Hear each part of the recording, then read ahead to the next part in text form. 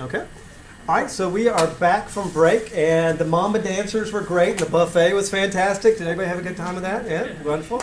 I thought the cop stripper was kind of over the top, but you know, to each their own. Anyway, what we're going to be, sorry, you can edit. You know, you want them to feel like they. If I'm gone, I'm never missing a class again. So anyway, what we're going to be going over this afternoon is permeable pavement sizing. We did rain gardens earlier, and I'm going to hand out the homework sheet, which is, I like big plan sheets because that's what I'm used to working on. I can see everything, I can measure everything relatively accurately. So that's what I'm handing out again today. We've got a permeable pavement sizing portion on that, a rain garden sizing, and a cistern sizing, and a series of questions. I'll hand those out in just a little bit. I'm actually going to go over the design for the permeable pavement areas first. And we'll do the permeable pavement part of the homework as an in-class assignment. So we're all going to go through that together, and a lot of what we're doing with that translates over to the rain garden and the cistern. So the sizing's slightly different, but a lot of the steps are going to be similar. So hopefully that will, you know, everybody will be up to speed and comfortable with that. I also am going to go over the class, your individual sites that everybody has selected. I know everybody is kind of at a different place, it's probably safe to say, on what information they've got in their site and what their format is. But what I'm going to do, this will be after we do the permeable pavement, is I'm going to go over some general, this is what we're going to do with this information, which might be helpful at this point, as far as how you go about creating, really making sure everybody's got a site selected that's focused in enough that it's workable, it's not too big, not too complicated, and then, you know, how do you get scale information if that's still what you need, and then once you've got that scale information, how we're going to use that to generate a base map. So the drawings that you've got, even if you've got a drawing to scale that you want to use, and it's a big D-size drawing, that's not going to be your project site drawing. That's got a lot of information on there that's not, you know, it kind of complicates things. So I'm going to be going over, you know, how we generate a base map, and then how that base map will be used as far as going through your site. Okay? So at that point, it'll all be crystal clear-ish. All right, so let's go to permeable pavement. Before we start on the design, who here is familiar with actually seeing permeable pavement? What forms of permeable? Most of you. So the ones that haven't have probably walked by. If you've been to GW campus, which campus is that? I gotta get Adele's attention. Who? Which campus is it that has the permeable brick pavers at GW? 180. Foggy Bottom? Yeah. So if you've been there, you may not have even noticed permeable pavers, but you may have walked on them. And so one of the cool things about permeable pavement is you may not even know it's there. You know, I did a project at the state capitol in Richmond, these main giant stairways that go right through the Capitol grounds. They're permeable brick pavers. They're made by the same brick company that made the other brick pavers throughout the entire Capitol. They look the same, and if you're not a stormwater geek or really observant, you never would notice that, hey, these are permeable. And I can say that permeable pavement is also, unlike a rain garden, it's kind of fun if you go out and with your water-resistant camera and photograph a rain garden during a heavy storm and watching it filling up. I just, you know, that's cool to me. Permeable pavement's the exact opposite. It is so boring. You got all this water landing, and nothing's happening because it all just goes straight through it. So it's not very photogenic, but it can function extremely well. There's places, it's great to have, you know, conservation landscaping is great to have rain gardens, but there's places in the built environment where we definitely need to have hardscape, and permeable pavement can be a great tool to give us that hardscape in a lot of different varieties and still manage stormwater. So for those of you who have seen permeable pavement, what form are you actually familiar with? Sidewalk, porous concrete. Porous concrete, okay. Yeah, But you know, the block pavers. okay, so yeah, the block or brick pavers. Okay. We saw that asphalt in the ecology class. Okay. Yeah, there's pervious asphalt.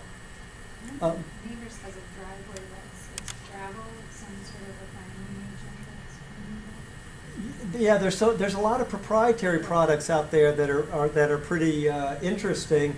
That's pebbles. Yeah, and I've actually got my demo.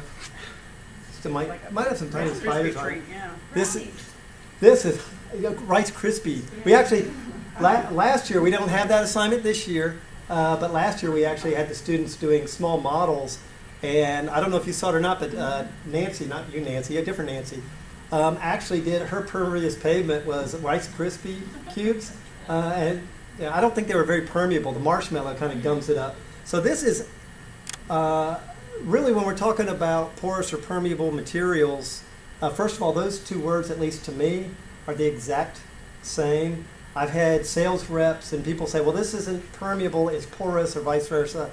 You know, it's a tomato. Water goes through it. Now with block pavers, the water doesn't go through the paver itself. It goes through the gap between the pavers, which is filled with a small stone, like about an aquarium gravel stone, if you're familiar with that size. That actually would be really cool to use the like hot pink aquarium gravel on a project. Anyway, so this material, I'm actually going to do a demo. So the bricks then aren't pervious. It's the way they're laid. Yes, the bricks are made by that's what made the transition easy for Belgard and all these companies that make brick and block. They found they could just make a slightly different mold. So the bricks will typically will have a little bit of a nub or an ear on one corner, so that when they lay them, it forces them to have essentially a 1/4-inch gap between them. Mm-hmm. And then they sweep stone into that after they're all there. The brick or the block itself is made in the same factory, the exact same materials. Now out west, where their 10-year storm is like 2.5 inches, a lot smaller than ours, they have used some blocks where the water actually goes through it. They're porous, it's very cool. You can kind of have porous pavement without any seams in it, but it would not work here because a heavy storm is going to run right off it. So with porous pavement, we designed that so that this big 10-year storm will go right on through the pavement and not create any issues. We're not going to design to catch it, but it'll go right through it. So let's see. I think the camera people, they'll miss this great demonstration. I'm not sure it's really worth the effort. So what size is this stone? This is a proprietary product. There's probably a lot of other companies that have something simple or similar. Thank you.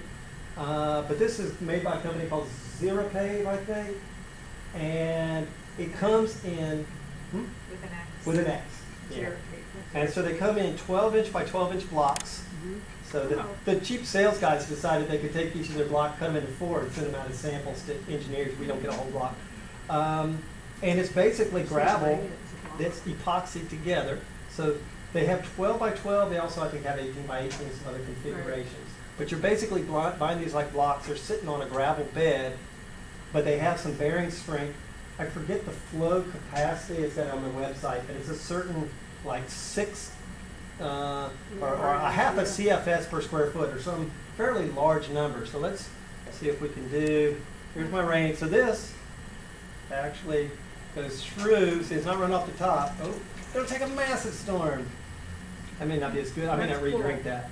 But that's the way this works. So this works really good too. This is a proprietary material. I have used this before. I've actually incorporated this into rain gardens for some weird design reasons.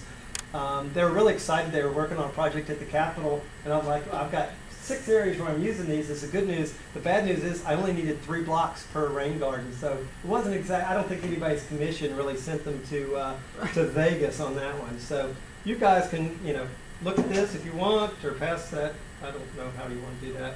But so you can also do that without a block system, right? Like lay the gravel in a curving design and then put the binding agent. I'm not as familiar with the binding agents, so yeah, I know there's some proprietary systems out here. There's actually one thing in the back here that I think one of our speakers last year brought, I won't pass this around. This is another proprietary system. You put enough money in. This is, well, all the information's right there. What it is they went on eBay and they got a deal on 50,000 VHS tape, cases for a penny a piece, and they're like, we can make it. So you can pass this around. This is snazzier looking. This is called Gravel Lock, and that's even sexier. This is, last time I checked, this was like $12 per block, so $12 a square foot. Pretty sure this would be more expensive, but you can pass this around. Anybody wants to come up and look at that? Huh? Yep. And so you've got a variety of different colors and textures that you can get. So as a civil engineer, I pass that to the landscape designer and say, not my job. It's sort of it's not something that I'm going to be picking the colors on and the aesthetics of it. But you've got a lot of options on that, so that can be really nice, especially for like high-end residential stuff. A lot of these things, they're expensive, but you can do just a small area of it, so it can be very effective as sort of a fancy designing thing that I'm not allowed to do. Okay? So that is the forest. Quickly too, block. if you need to do something quickly. Yeah. Right, you could throw it down. And so the other show and tell, and this thing's got a small family of tiny spiders on it, so I may not pass it around. This is actually a plastic grid. There's a lot of people that make these. If you've seen the grass pavers, they don't work exactly. I see you shaking your head, and if you heard Run. If you heard my comments in the video, the only ones of these I've ever seen that look pretty were the ones on the manufacturer's website, and that will tell you something. So what happens, in theory they work great. So here's the theory. This sits like this on gravel. It's got a bunch of cells to let roots and air and water penetrate through it. You fill it up with soil, and you plant it, and the plants grow in this, but the roots don't get compacted because when your truck's driving across the top, it's pushing on the plastic grid and not on the soil in between, which sounds great.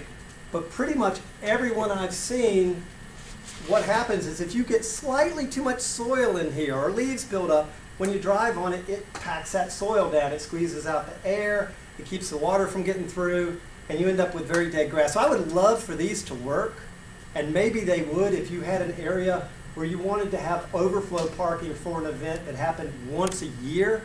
But you're shaking your head no even on that. In Chesapeake, we have some portable classrooms, and they had to design those so fire trucks could come up. Yep. Nobody ever, it's actually like almost a meadow area, so it's not like highly managed turf, there's no foot traffic.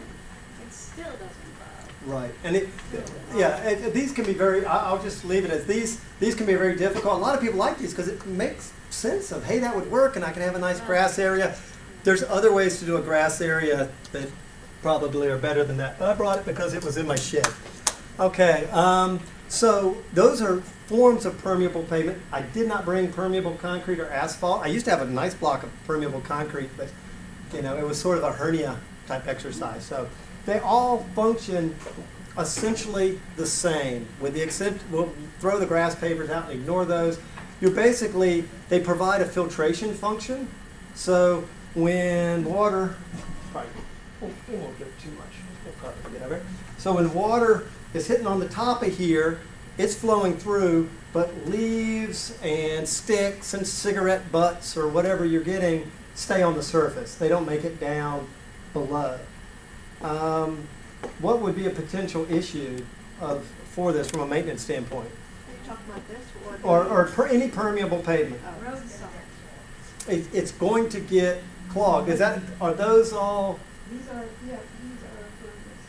Now that is the rubber material, and there's actually, I'm working on a project now at one of these schools where they're using I don't know if it's probably not that material, but they use a rubber material commonly now under playgrounds, and it's permeable, and you can actually use that the same. It will function the same as this material. So it provides kind of a rough filtration, but if you're getting, it requires a lot of maintenance. So if you're getting any significant amount of fines on here, so if you've got red clay or silty soils that get tracked onto here, it's going to plug it up. I've got a project that I wish I could take back now that's in Crozet, Virginia. I did for a nice old mom and pop coffee house. We did permeable concrete It was installed beautifully. I could have designed it better. I know now.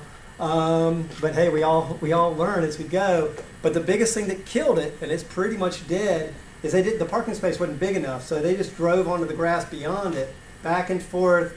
I even offered to pay for a couple loads of gravel on that because they were just tracking mud on it. And they're like, oh no, we're going to fix it. They have never done the maintenance, so they've never cleaned, vacuum, pressure washed, anything to it. And it's no longer permeable. I mean, the water just flows right off, except around the edges where they haven't mucked it up. Yeah. So I wonder about when you're thinking about doing this out west, where they have those whole pavers with no space in between, and the pavers themselves are permeable, and it doesn't rain very often. I don't have that West Coast experience. Some of that stuff, you look at it and you'd never know it was permeable until you poured water on it. Now, if you poured the water faster, it would run off the edge of that, but you're pouring it at a slow, kind of a foggy drizzle rate, and it goes through. Those pores are so small that they say that, most of it, even like pollen and stuff, it really doesn't penetrate down into it because they're like micro pores or something. Well, what about chemicals, like if you were to treat it, say, for snow? Salt is not going to bother any of these materials. They're pretty much the same. I don't know what kind of, I'm sure some industrial grade epoxy that's used on this, but these are designed for your usual treatment chemicals. So anything for snow melt would be fine on these. And salt, those will tend to dissolve. Do you have a question back there? I was going to finish answering your question. But yeah, that's not an issue. Yeah. What about weight requirements? Because we saw a rubber one somewhere, I forgot what it's called, and it was like breaking that because the machines were riding on top of it. So that's the thing with these hard surfaces. With a rain garden, obviously you don't want traffic. I'm going to set this down now. Obviously you don't want traffic in a rain garden. You can compact the soils. But these permeable pavements are intended, for the most part, either for intermittent traffic, like a fire lane or something like that, or for ongoing. They're used in parking lots. They can be used for any of these instances where a lot of times they will use them where they say we have to get a fire truck in here. We want a pretty walkway, but it's got to be structural. So there's two design elements to any permeable pavement system, one of which we're going to deal with here in class, the other of which we're going to kind of say that's where we call in the engineers. There's the hydrologic function, so how does this handle stormwater? And the other is the structural function. So there's a lot of standard designs where you can come in and say, I want a permeable pavement for a residential driveway, and I can tell you that's probably going to be 6 inches of permeable concrete if you went it with permeable concrete on a 12-inch gravel base and under drains if you need it, and you're fine for most soils. But the soils that are underlying come into play, the weight of what you're doing comes into play. But all of that said, if it's properly designed, if it's engineered, you can have a permeable paver system, whether it's concrete, the asphalt I'm not real keen on. I like it slightly better than the turf, but just barely. But certainly the paver type options, you can design those to run fire trucks on, or what's called an H20 load, which is a highway department 20 ton per axle, some such thing. So you can design it for a full highway load, but you have to intentionally go through that set of designs. So that's way beyond what we would do in this class. But that's the other important component of it. Does it have to do with what you do around the edges? Because that's what I've noticed on driveways, the gravel is that the edges crumble. For any of these systems, yeah, pretty much all of these systems, well, the graph we won't talk about. For pretty much all of these systems, one of the weakest spot is going to be your edges. So, but the approach is different for each one. So for permeable pavers, where you've got what we call unit pavers, whether they're brick or block, with the spaces between them, you want some kind of a very solid, rigid edging. So there's some of this kind of cheap, cheesy edging that's like the plastic, and you kind of tack it down with little 4-inch plastic stakes. That's usually, I'm not going to accept that. That's not going to, because those blocks on the edge are the ones that want to move out, and the whole thing unzips pretty much. So they make edging now. It's been out long enough. There's some really good metal edging that's out there. The other thing I've done, like at the Capitol, they didn't want any metal edging, and I wanted something a little more substantial. There we actually we were using standard 8-inch bricks, only, well, they're permeable, but they were basically 8-inch long bricks. There, we actually poured a small concrete wall, and we used that industrial construction cement. We epoxied regular bricks that were grouted, so it looked like the rest of the sidewalk. Those formed our borders, and then everything was laid in those, and those weren't going to go anywhere. They weren't permeable, but it was just an 8-inch strip on either side of the sidewalk, and that worked out really nice. So there's a lot of ways you can do it, but you definitely want to pay attention to that. The same thing with permeable asphalt, permeable concrete. The edges are where, if you're going to get a load near the edge, that's where you're going to tend to have some crumbling. So depends on the design. If it's a parking lot or a roadway, you might have curb and gutter, which is concrete, which gives you that solid edge. You can put just a sort of a flat, flush concrete curb. So I've done what I call flush curbs before, and that's really just to hold everything in there. Because these materials are strong for compressive loads. This is especially true for permeable concrete and permeable asphalt, but they don't do good for what we call shear force, sideways loads. So if it's near the edge and things are driving over it, it'll tend to disintegrate, or what I call unravel. You'll see the stuff, just the top pieces will start to come loose and fall apart. So there's permeable pavement has a lot more baggage that comes with it than probably with bioretention. Bioretention, you can screw up the design a little bit with your pick the wrong plants and they die, or they don't look great. You can pull them out and put in different plants. You can kind of tweak that a little bit. With permeable pavements, they cost a lot more. Usually anywhere from $15 to $25 a square foot installed. So, and in this area, you may have to double that. I'm not calibrated to the cost of things up here as well. And they require consistent maintenance. So with a rain garden, you say, everybody says they're going to maintain it, but if that homeowner doesn't maintain it and it just sits there and it gets all weedy, trash trees are coming up in it, looks horrible, from a stormwater standpoint, it's still perfect. It's got plants. So as long as they don't kill off all the vegetation, you've just got dead, bare soil that they spray Roundup around the perimeter. As long as you've got biology in that rain garden, and it was properly designed, you're good to go. The rain garden doesn't know what those roots look like or doesn't care. It's going to function fine. Where with permeable pavement, if it's not maintained, it will stop being permeable slowly. Some pavements are basically DOA if you really screw them up. If you've got permeable concrete and you have construction traffic running red clay, fine clay particles across it long enough, you can screw it up to the point where there's no getting it back. You cannot clean it. You can pressure wash it, but that just tends to push it further down, and you usually can't push it all the way through that 6 inches of concrete. So you might actually be in a case where you have to tear it out and redo it. One of the cool things about unit pavers, they're the most expensive, but you can do what we call unzip. You can unzip your pavement.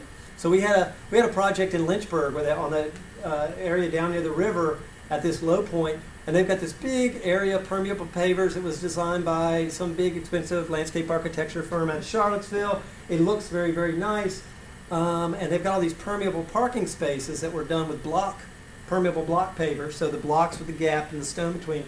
They had a large water line, I don't know how big, 18-inch, 15-inch, huge water line way up the hill. And when I talk about, if you've been to Lynchburg, downtown is very vertical. And so when I say up the hill, it was probably like 75 feet vertical up 2 blocks away. That line just, boom, blew up. Tens of thousands of gallons washing with all that sediment down the hill. It all landed on these permeable pavements. They had 6 or 8 inches of ponded red clay infused water on them. And they plugged them up pretty bad. So they actually had me come in and do sort of a post-mortem analysis of what went wrong, what can we do.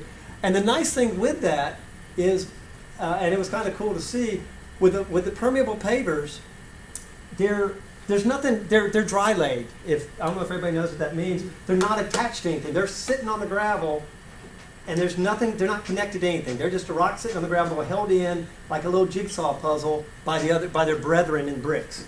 So you can take a tool such as, say, a flat edge screwdriver, and you kind of scrape out the gravel around the first brick, and you kind of pry that first brick out. The first one's tricky. Once you got the first brick out, boop, boop, it's just like Legos. They're not even snapped in place. They're easier than Legos.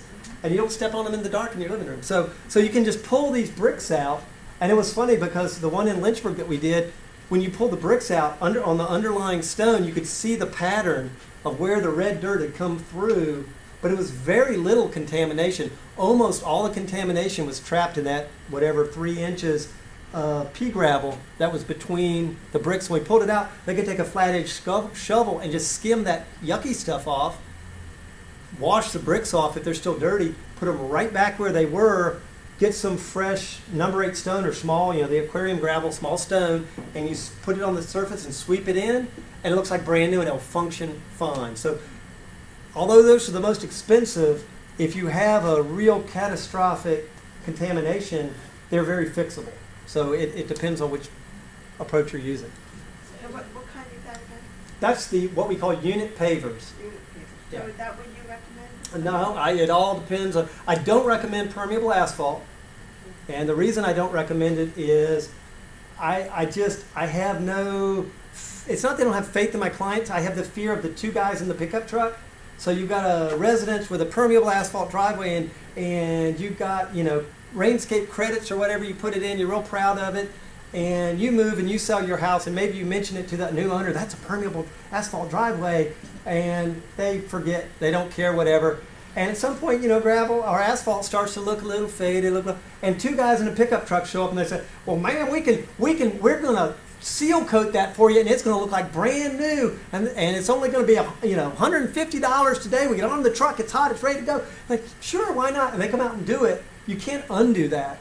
And with permeable asphalt, there's no visual clue to the average person that, hey, this is a special surface that needs special care.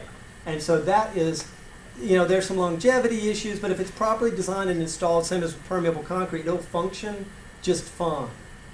Now, if there was a neighborhood, like there's a neighborhood, and I think I have pictures on my lecture on permeable asphalt. There's a neighborhood, I think, in North Carolina where all the streets in the subdivision are all permeable asphalt. And in that case, where there's, I would say, an institutional knowledge of what's there, the HOA knows what they've got, that might be a different situation. But I haven't had that project yet. So that's my big concern on small projects, yeah. So, I had heard that you have to vacuum permeable sidewalks. What kind of equipment do you use to do that? What have you got? So the idea is to just pull the materials out there. So you could, if you had a permeable sidewalk that was, say, a 6-foot sidewalk, 50 feet long in front of a building, it actually wouldn't take that long to get out there with your Craftsman shop vac and just go in a line back and forth. They make little riding street sweepers and little riding, vacuums. I do recommend there's street sweepers and there's vacuums. Street sweepers, like I said, they got brooms that just basically there's like a dustpan built into the truck. Those are not going to work. You want something that actually has a vacuum force. But you can vacuum, if it's a big parking lot, the shop vac, you don't want to be paying that person by the hour.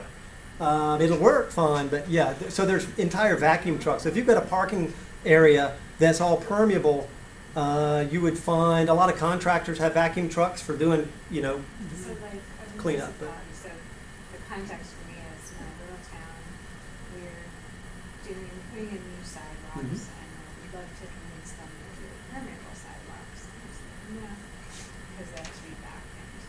So in that kind of scenario that you're talking about, like 10 or 11 blocks of sidewalk, is there a solution to that for the town? Build maintenance and stuff. Yeah, it all depends. Sidewalks are tricky. Street sweepers are fine, but you can't drive them up on a sidewalk. So they make little miniature street sweepers that are made for these, but you would have to have the commitment of, I have no idea what they cost. So if you said, we're going to spend $50,000 for a piece of equipment and the maintenance on it and a person to operate it for 10 blocks of sidewalks, it's going to be a real hard sell.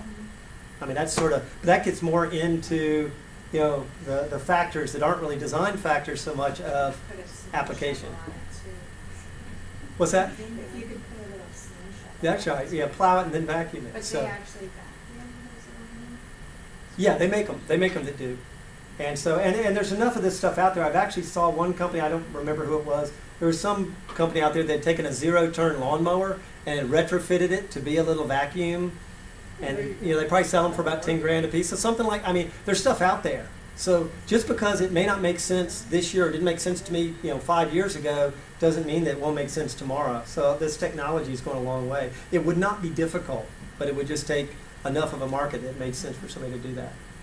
Or if you had if you were at a university with a mechanical engineering group and a bunch of students with nothing to do, and you gave them that as a challenge, hey, you could come up with a series of different university-based sidewalk vacuum cleaners that some graduate student could compare and contrast and get their piece of paper with. I don't know, but from a realistic standpoint, the smaller applications are really they work great in concept, but they can be really tricky. So let's talk about how we would size them, large or small. As I divert. Okay, so permeable asphalt is essentially, we're going to size our depth of it the same as we would our rain garden, only it's even simpler. Oop, that one, I'll put its cover on, maybe it'll come back to life, I forgot it. All right, so here's our surface, and we're putting in a permeable driveway. We're going to do an example on this in a minute. So we've got our permeable material.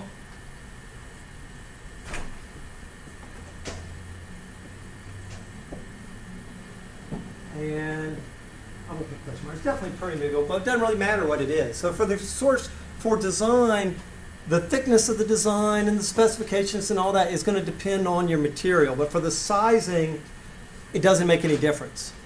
So is that, and as you brought up the strength of it. That's something that we would look at in the actual design of it. But for how big it needs to be, we're going to have a permeable surface underlaying by our gravel bed. And then the same as with the rain garden, under the gravel bed, hopefully, this isn't always the case, you do see more permeable surfaces in urban areas or highly disturbed areas, or construction sites where you're putting permeable pavement in, but it's sitting on 5 feet of compacted fill because of the way you graded the site. So you may or may not have an underdrain on here. The underdrain, I will say, for sizing it, the underdrain doesn't have any impact. So whether or not we need an underdrain will depend on several different factors, but whether or not it has an underdrain, the volume of this is still going to be the exact same. Okay? So we're not counting on, well, gee, some of this water is going through it, and the underdrain's taking it away, so we can make it smaller. No, we don't assume that. All right, so what's our factor for gravel? Same gravel we were using for rain gardens, right?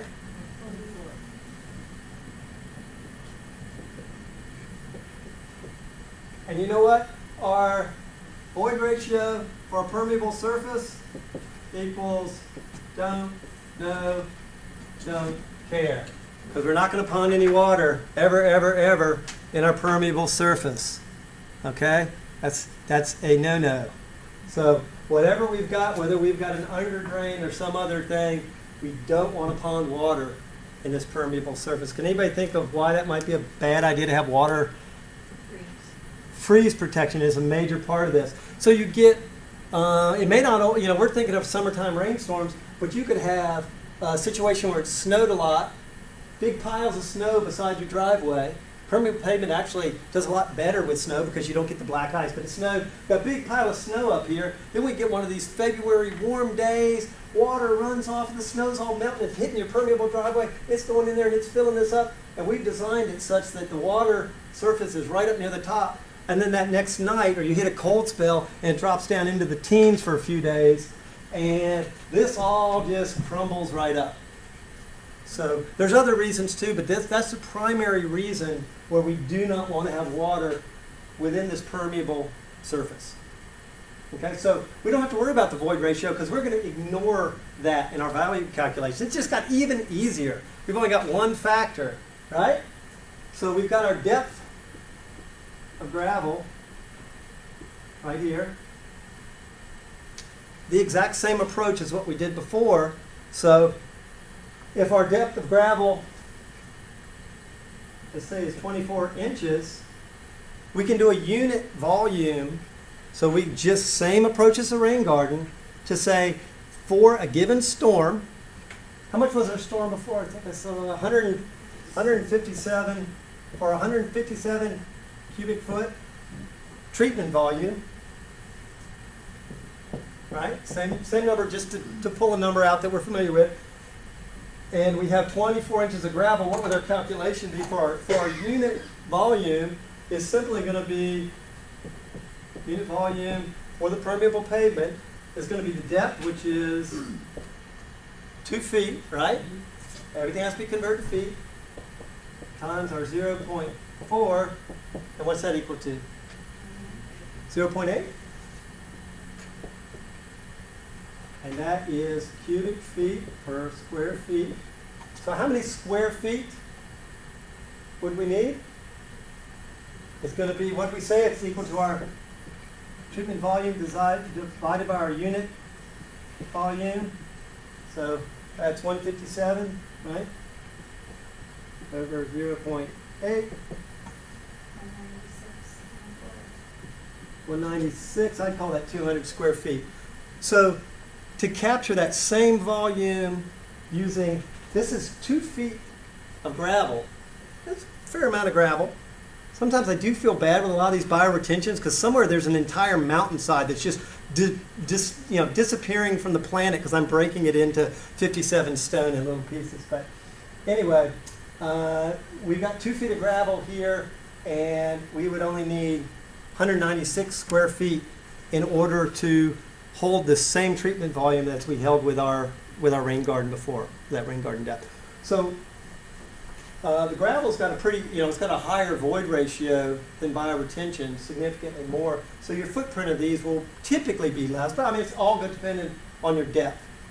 I usually won't go less than, I usually use 12 inches if you want to have some kind of an idea as my minimum depth of gravel. I have done these with gravel that was 8 foot deep. At that point, I usually go to a larger diameter gravel for the bottom part, but I mean, you guys don't have to, there's not any real science or magic to that. Sorry, what did you say your minimum was? 12 inches is usually what I will use. You could go a little bit less than that, but 12 inches is a pretty reasonable number. And then as far as what this thickness is for the surface is going to depend on the surface. So with these, there's actually, if you go on their website, if you've got reasonably good soils, and I'm not going to go into what that means, but if you don't have a lot of soft spots and stuff, you have reasonably good soils, and you dug down a foot and you put in the gravel. And the other step with this that often gets left out is you actually need to compact this gravel to an extent. Now, open graded stone, if you talk to any geotech, will tell you you can't compact it because it's open graded. You push down here and it comes up there. There's void space. It's not all locked in.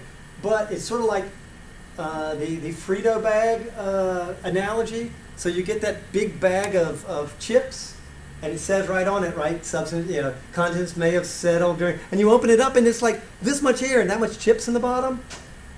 That is what you want to have happen to your gravel before you put all your pavers on it. And you won't get a lot of settlement, but you do want to basically a vibratory compactor.